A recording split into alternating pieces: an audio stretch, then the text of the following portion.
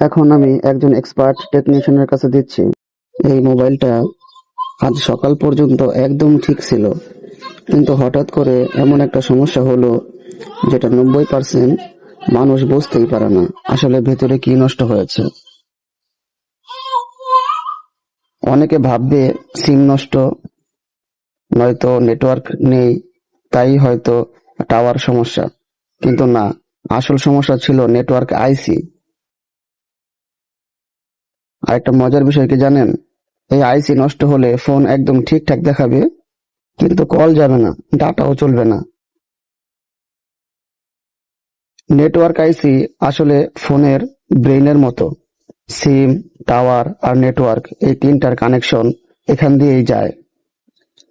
আর এই জিনিসটা সাধারণত নষ্ট হয় হঠাৎ পড়ে গেলে ফোনটা, অথবা বেশি গরম হয়ে গেলে, অথবা চার্জিং শর্ট হলে।